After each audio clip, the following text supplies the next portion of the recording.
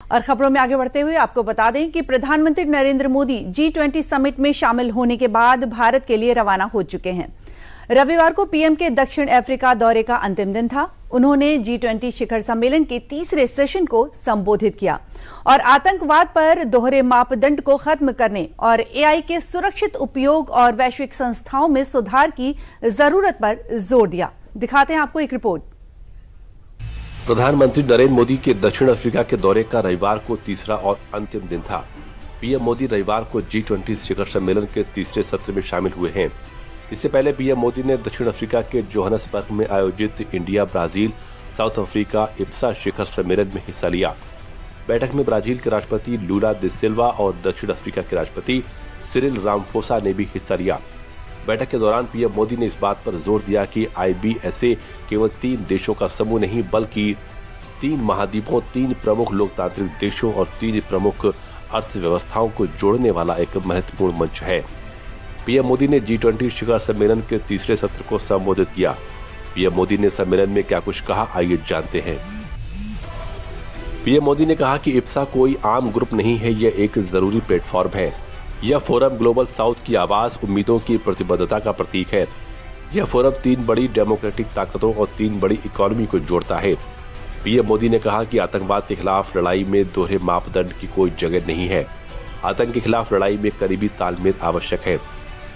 PM Modi ने कहा कि ग्लोबल इंस्टीट्यूशन 21वीं सदी की असलियत से बहुत दूर है। इंस्टीट्यूशनल सुधार अब ऑप्शनल नहीं बल्कि जरूरी है। पीएम मोदी ने टेक्नोलॉजी में अवसरों की असमानता पर चेताया। पीएम मोदी ने कहा कि फरवरी 2026 में भारत AI इम्पैक्ट समिट की मेजबानी करेगा।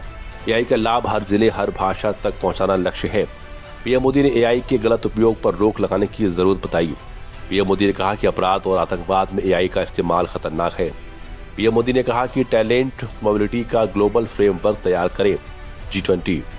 पीएम मोदी ने कहा कि कोविड के कठिन समय में भारत ने 150 से अधिक देशों को वैक्सीन और दवाई दी है। G20 शिखर सम्मेलन का औपचारिक समापन हो गया है। सभा के दौरान बार बार घोषणा की गई कि G20 का गैविल औपचारिक रूप से बंद हो गया है और अगली अध्यक्षता अब अमेरिका को स्थानांतरित होगी। हालांकि एम्बेसडर ने बताया कि गैविल को अभी बैंग किया गया है, लेकिन तुरंत हस्तांतरण नहीं हुआ। इसका मतलब है कि G20 अध्यक्षता का औपचारिक स्थानांतरण बाद में तय किया जाएगा। I now say that this gavel